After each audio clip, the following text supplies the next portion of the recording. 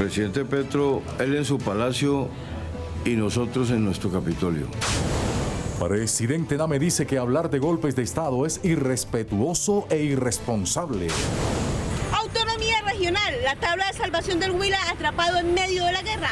Desde Neiva, toda la información con la sexta audiencia de regiones autonómicas. Audiencia de regiones autonómicas en Neiva revela crisis de seguridad y orden público en el sur del país. Usted es un hombre meritorio. Nuestra democracia lo eligió. Nadie lo va a tumbar. Les tenemos las frases más certeras de la respuesta del presidente Name a Gustavo Petro. Este es el ABC de la reforma pensional que aprobó el Senado y que ahora irá a la Cámara de Representantes. Senado le pide al Banco de la República que baje las tasas de interés. El sistema Chingaza, que provee agua a más de 7 millones de bogotanos, se está llenando lentamente. El racionamiento debe continuar. Estuvimos en el embalse San Rafael, una de las principales fuentes. El país entero en deuda con las mujeres rurales. Los niveles de pobreza en el campo son alarmantes.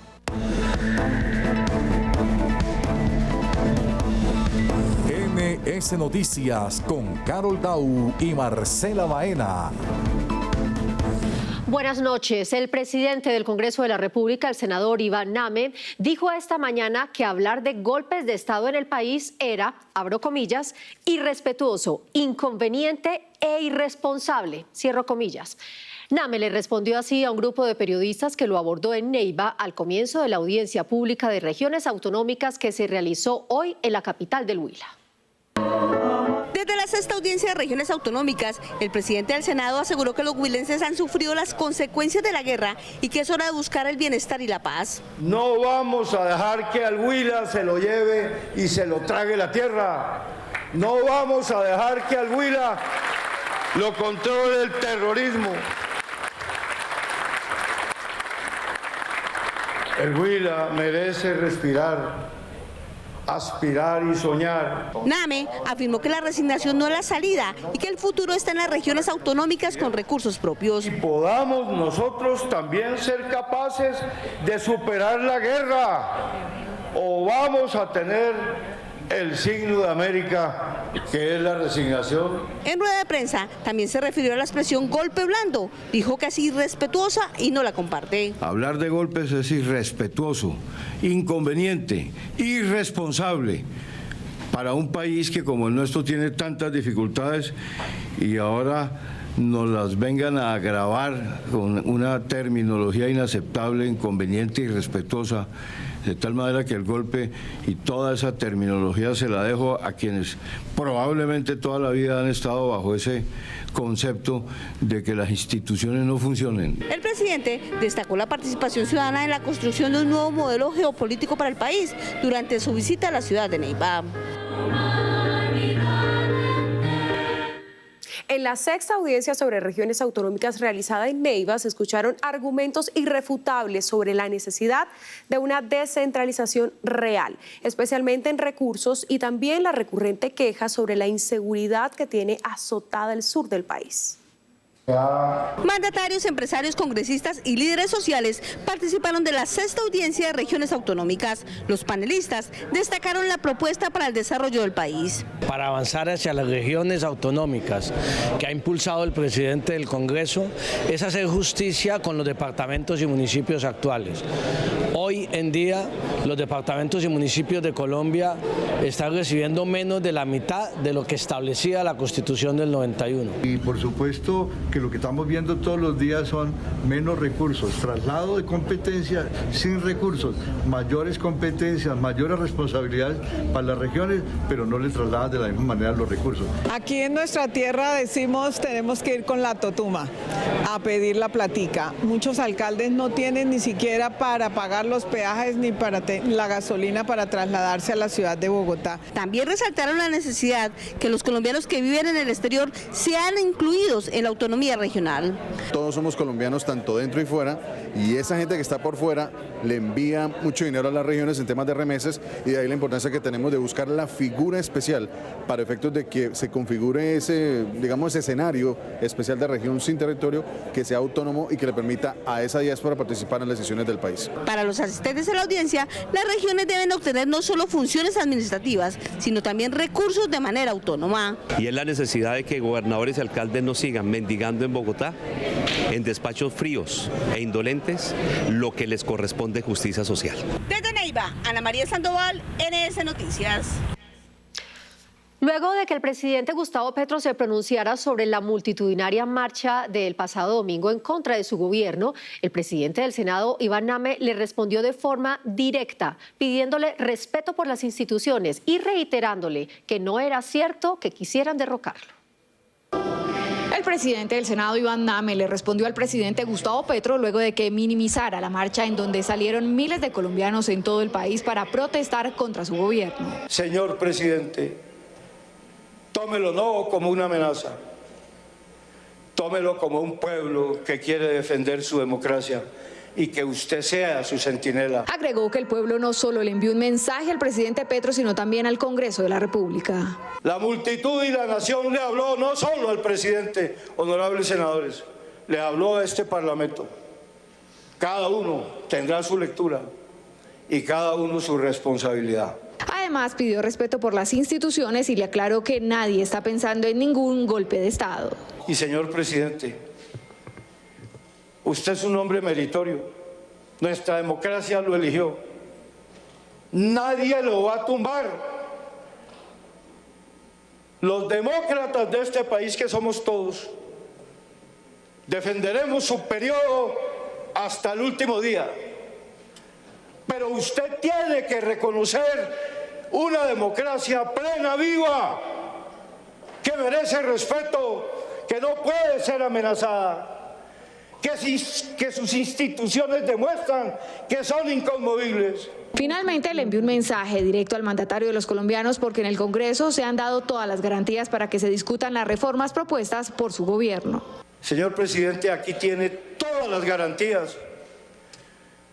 Yo dejaré presidiendo al vicepresidente y a la vicepresidenta la ley pensional. Sabemos la buena intención de unos y otros. En medio de nuestras discrepancias, miren este Senado cómo se pone de acuerdo para respetar las mayorías. Muestra de que no hay un bloque institucional es que la reforma pensional fue aprobada en segundo debate en el Senado. Con 49 votos a favor y 4 en contra, la plenaria del Senado aprobó la reforma pensional que busca, entre otras cosas, beneficiar a la población que nunca ha podido ahorrar para su pensión y también darle mayores beneficios a las mujeres colombianas. Luego de varios días de debate y de desacuerdos ante algunas de las propuestas de la reforma pensional, el Senado le dio luz verde a este proyecto de iniciativa del Gobierno Nacional, con el que se espera beneficiar a más de 2 millones de adultos mayores. Va a beneficiar a 2,5 millones de colombianos y colombianas adultos mayores del campo y de la ciudad que no tienen ningún tipo de pensión. Que va a permitir el acceso a la pensión a muchos sectores hoy excluidos, que han vivido en la miseria. Que se le cumpla la necesidad de miles y de millones de colombianos de tener un sistema pensional que sea garantista a quienes nunca pudieron o no han tenido la opción. Para algunos senadores, esta reforma afecta al ahorro de los colombianos y lleva a que las futuras generaciones corran el riesgo de no poderse pensionar. No va a haber rendimiento de los aportes que se trasladen a Colpensiones, no se garantiza, como ya les dije, la pensión futura, y eso es un total desastre, y ya el gobierno anunció que en 15 años tendrán que hacer otra reforma pensional. Se vuelva más grande ese hueco fiscal que existe hoy precisamente por el sistema pensional, y a futuro pues no va a tener cómo sustentarse. Frente a la entrada en vigencia de esta nueva ley que quedó fijada para el 1 de julio del 2025, hubo algunos desacuerdos en medio de la discusión. No está la capacidad en Colpensiones de asumir y de migrar esta información, pero además la reglamentación. Todo lo que en esta ley quede se va a reglamentar por decretos del Gobierno Nacional. Es muy grave para Colombia un proceso de transición donde no haya los tiempos necesarios para que los recursos de los colombianos estén a salvo. Ahora el proyecto pasa a estudio de la Cámara de Representantes, donde deberá ser aprobado antes del 20 de junio. Pues esta reforma pensional aprobada en el Senado seguirá su camino en la Cámara de Representantes. La periodista Paola Alfonso nos cuenta el ABC del proyecto, al que aún le restan 2 debates para hacer ley de la República. Son 4 los pilares que rigen la nueva reforma pensional: pilar solidario, semicontributivo, contributivo y ahorro voluntario. Dentro del pilar solidario se espera beneficiar a los adultos mayores que no hayan podido ahorrar para su pensión y a las personas en condición de discapacidad. Va a colocar a todos los adultos mayores que no tengan ninguna base de subsistencia en por lo menos la línea de la pobreza, con unos 200.000 pesos mensuales. Actualmente solo el 12,1% de las mujeres logran pensionarse en el país. Con esta iniciativa se reduciría progresivamente las semanas para pensionarse. Hoy se va a permitir que las mujeres se puedan pensionar progresivamente con las 1.000 semanas como lo contempló la Corte, pero también por cada hijo haya una disminución hasta las 850 semanas de cotización. Con este proyecto se permitiría la unión de cotizaciones entre cónyuges o compañeros permanentes para lograr así la pensión familiar. El cabeza de hogar con su cónyuge pueden entre los dos ahorrar y cumplir el número de semanas después que hayan cumplido el año. Con esta reforma se busca unificar los dos regímenes actuales de pensión para que en lugar de que compitan, se complementen. Reconozco que es una reforma que, al agrupar a todos los colombianos en colpensiones y establecer, digamos, un monto sobre el cual se le va a abrazar a las personas de menores ingresos y en menores pensiones, produce un efecto muy positivo. A partir de la entrada en vigencia de la ley, estipulada para el 1 de julio de 2025, será el Banco de la República quien administre los recursos de las pensiones. Duros cuestionamientos se escucharon durante la rendición del informe de gestión del Banco de la República. Hubo críticas por las altas tasas de interés que mantiene el Banco Central y el consecuente bajo crecimiento económico. Un llamado de atención hicieron los senadores de la Comisión Tercera al Banco de la República por no bajar las tasas de interés. Aseguran que la economía está adolorida y hay sectores como la construcción y el comercio que se están viendo afectados. Las altas tasas de interés van en contravía de lo que es la productividad, el progreso y el desarrollo. Reclamaron los senadores que la inflación haya bajado 6 puntos y las tasas de interés solo 0,5%. Además hay preocupación por los altos precios de los alimentos, donde aseguran no se refleja la reducción de la inflación. El huevo costaba hace 2 o 3 años 8.500 pesos. ¿Cuánto está costando la canasta de huevos hoy?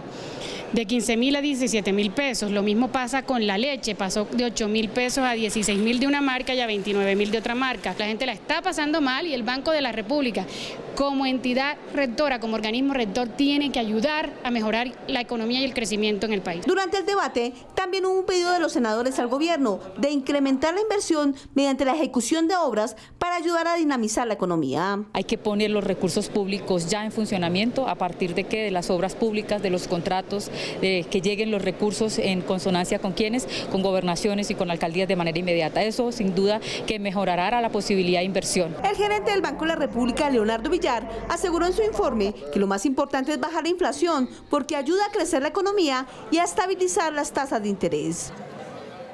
Hay preocupación por la caída del sector vivienda en el país. De acuerdo con los datos de la Cámara Colombiana de la Construcción, las ventas del primer trimestre de 2024 son las más bajas de los últimos 15 años.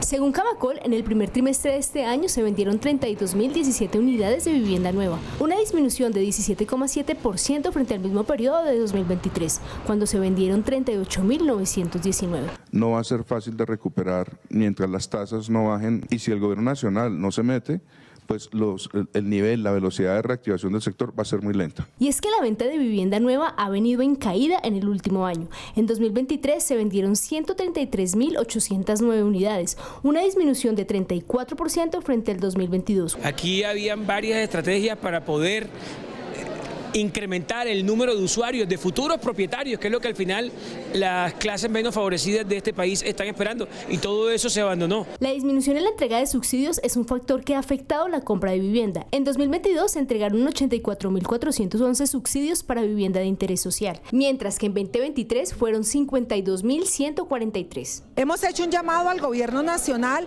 para que redefina esta política pública, para que se inyecten los recursos necesarios y sacar sacar adelante nuevamente los programas de vivienda que ya se venían adelantando en años anteriores. El sector de la construcción es uno de los principales generadores de empleo en el país.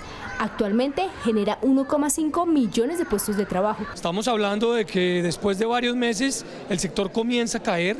Estamos calculando que ya se han perdido más de 30.000 empleos en el sector de vivienda y si las cosas siguen así puede ser catastrófico. De acuerdo con lo informado por Camacol, el mercado de vivienda se ha reducido en cerca de un 30% frente al promedio de 2013 y 2019 y un 46% frente a los niveles de 2021 y 2022. Avanza en el Senado la ley que prohíbe el cobro de reconexión de servicios de Internet, cable y datos telefónicos. La iniciativa fue aprobada en la Comisión Sexta del Senado como una medida para ayudar a los hogares colombianos tras la situación económica por la que se atraviesa en el país. La iniciativa también contempla que se prohíba comprar a los ciudadanos, o mejor dicho, cobrar a los ciudadanos mientras no tuvieron el servicio. El Ministerio de las Comunicaciones será el encargado de velar que estas disposiciones se cumplan al pie de la letra. Muchas veces lo hacen oprimiendo un botón o incluso lo hace un sistema que cuando no ve reflejado el pago suspende el servicio y cuando lo ve reflejado lo reconecta. Entonces, ¿en qué gasto incurren estas empresas como para que se lo trasladen al usuario? No nos han podido descifrar eso y por eso lo estamos eliminando en el proyecto de ley. A la Comisión Quinta del Senado fue citado el ministro de Minas y Energía, Andrés Camacho, para que responda por las acciones que desde el gobierno se están tomando tras la crisis energética que vive el país y que podría llevar a un apagón similar al que padeció Colombia hace más de 30 años. El racionamiento de energía sigue siendo una opción latente en el país. La sequía que vivió Colombia por el fenómeno del Niño y los bajos niveles que aún se registran en los embalses que surten a las hidroeléctricas atenúan la difícil situación que fue discutida en debate de control en la Comisión Quinta. Aquí hay que hacer unos ajustes a las tarifas, hay que hacer unos ajustes al mercado y hay que hacer un ajuste a la oferta de energía. Vamos a salir avantes de este fenómeno del Niño que ha sido de los más fuertes, donde volvemos a hablar de mínimos históricos. Las altas tarifas que vienen pagando usuarios de diferentes regiones también fue un punto de discusión en el debate de control, donde se pidió claridad sobre las acciones. Le estamos pidiendo, implorando al señor ministro de Minas que con la nueva comisión CREC pueda reformular la ecuación con que se mide el valor del kilovatio hora, donde hay una variable llamada pérdidas no técnicas que equivalen al 23% de la factura que se está cobrando de manera injusta al usuario. Actualmente el nivel de los embalses a nivel nacional está sobre el 30%, por lo cual desde el gobierno nacional se emitió una resolución que busca brindar incentivos por ahorro y uso eficiente de energía. Reducir el consumo para ayudar a los embalses será la clave para no dejar al país en medio de sombras. Y es que las lluvias en Bogotá durante los últimos días han sido un bálsamo en medio de las sequías que se venían presentando por el fenómeno del Niño. Sin embargo, la meta de recuperación de los niveles del embalse está lejos de llegar. El reportero Jesús Novoa se fue hasta el embalse de San Rafael para verificar su real estado. Fuertes lluvias, granizadas e inundaciones han hecho parte del panorama de Bogotá durante los últimos días y a pesar de los aguaceros, la recomendación es no bajar la guardia con el ahorro. Fomentar una cultura de ahorro de agua es crucial para nuestra sociedad y el medio ambiente. Aunque los embalses estén subiendo, no podemos bajar la guardia. El agua es un recurso vital y limitado, y todos debemos usarla responsablemente. Recordar que Colombia es un país riquísimo en recursos hídricos, tenemos ríos, tenemos mares, tenemos cuencas, pero está en nuestras manos salvarlas, está en nuestras manos decir el agua es protección y es para todos, es la vida realmente. La cultura del ahorro es fundamental para superar la situación actual que se presenta en la capital del país y en las diferentes regiones colombianas. Si ahora logramos sortear la situación, seguramente en el futuro no. Por eso tiene que haber cambios de actitudes de la gente frente al consumo del agua. Los embalses del sistema Chingaza continúan subiendo su nivel lentamente y la meta es que para final de abril estén sobre un 20%. Sin embargo, la invitación para todos los capitalinos es que continúen preservando el agua. Creería que están sirviendo por ahí en un 50%, pero no en su totalidad. Eso se debió de prever desde la administración pasada. Hay que formar cultura en la sociedad. Si no formamos la sociedad, va a haber desperdicio, va a haber mal uso de los bienes de la naturaleza. Luego de 2 semanas del racionamiento programado en el que se encuentra Bogotá, los niveles de consumo actualmente están sobre 15,50 metros cúbicos por segundo y la meta es bajarlos a 15, escenario que se deberá extender durante un buen tiempo para entre todos ayudar a la ciudad en medio de esta crisis. Uno de los principales problemas del sistema penitenciario y carcelario del país ha sido la poca articulación entre el gobierno y las entidades territoriales. Esto ha llevado a que en las cárceles y en los centros de reclusión transitoria se violen constantemente los derechos humanos por el hacinamiento, la pésima atención y la evidente afectación a la infraestructura. Hoy la falta de claridad en las competencias entre el gobierno y las entidades territoriales frente a la atención de las personas privadas de la libertad ha generado, además de la violación de derechos de los reclusos, otras afectaciones en las regiones. Los distritos y municipios han perdido pie de fuerza para enfrentar la delincuencia, pues los funcionarios de policía están ocupados atendiendo la población recluida en los centros de detención transitoria. Adicionalmente, se ha venido observando la imposibilidad de realizar captura por la falta de espacio para recluir transitoriamente a las personas. La ambigüedad en la ley hace que constantemente se violen los derechos de los reclusos. En todos los indicadores claves, la situación hoy es más grave que la que teníamos hace 10 años. El hacinamiento es mayor. La garantía del derecho a la salud es precaria, la garantía del derecho a la alimentación es peor. Para lograr dar fin a esta problemática se busca a través de ley regular las responsabilidades de la nación, los departamentos y municipios en la operación, mantenimiento y gestión de los centros carcelarios del país. Me preocupa que en este caso se estén entregando a los departamentos y municipios competencias sin los debidos aportes presupuestales y en ese caso estaría violentando el artículo constitucional que establece que el gobierno central no puede entregar competencias a las entidades territoriales sin la correspondiente financiación. Tenemos que resolver el tema de infraestructura, tenemos que resolver el tema de las competencias entre la nación, los municipios y los departamentos y asumir de fondo una solución que seguramente tardará un tiempo. De esta forma se daría cumplimiento al llamado que ha hecho durante años la Corte Constitucional de acabar con el estado de cosas inconstitucionales en las cárceles del país. Con 1.200 hombres y mujeres llegó la Policía Metropolitana para reforzar la seguridad en Valledupar y 5 municipios vecinos a la capital del Cesar. La entrada en operación se da en el marco del modelo de servicio orientado a personas y territorios y buscará mejorar las condiciones de seguridad y convivencia en esta zona del país. Hoy celebramos 1.200 hombres que llegan a darle mayor seguridad a la ciudad de Valledupar, al área metropolitana, lo que tiene que ver con La Paz, con Manaure, con San Diego, con Codazzi y con Pueblo Bello.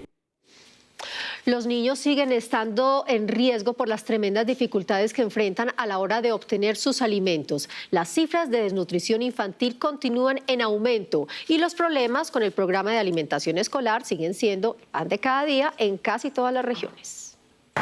De acuerdo con cifras del Instituto Nacional de Salud, a la fecha se han registrado 6.821 casos de desnutrición aguda de menores de 5 años, una cifra superior al año pasado cuando fueron 5.919. Bogotá y La Guajira son las regiones del país donde más se han registrado casos de desnutrición infantil y donde se ha presentado un incremento este año. En 2023 en Bogotá se registraron 972 casos, 2024, 1.024. En La Guajira en 2023 fueron 504 casos, en 2024 van 691. En nuestro país se terminan desperdiciando un número significativo de alimentos que pueden servir para que lleguen a bancos de alimentos, para que puedan ser distribuidos a aquellas familias que los necesitan. Para los senadores, articular acciones con las distintas entidades es fundamental para garantizar el bienestar de los menores. Que el bienestar familiar se una con la Secretaría de Salud, que se articulen en los planes de desarrollo y se le dé prioridad a la desnutrición en Colombia. Frente a las problemáticas que se han presentado con el programa de alimentación escolar y que están afectando a más de 150.000 menores quienes no están recibiendo la alimentación, senadores proponen que se tenga en cuenta la producción regional. Que los PAES le compren directamente a los productores, a los padres de los niños, para que así tengan los niños una alimentación sana. En los próximos días se adelantará un debate de control político al Instituto de Bienestar Familiar para que rinda un informe sobre la situación nutricional de los menores en el país. Y ahora Claudia Martínez nos cuenta todo lo que está pasando políticamente en redes.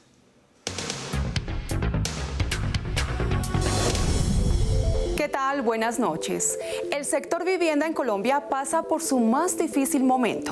Así lo reveló la Cámara Colombiana de la Construcción, Camacol, quien dijo que la venta de vivienda nueva en Colombia cayó un 34% en el último año, afectando también la generación de empleo. La senadora Norma Hurtado insiste en que el Ministerio de Vivienda debe definir una estrategia de reactivación del programa Mi Casa Ya, luego de que se modificaran las condiciones para ser beneficiario de subsidios. Recordemos que ya no es por el nivel de ingreso, sino por la clasificación de hogares en el CISBEN.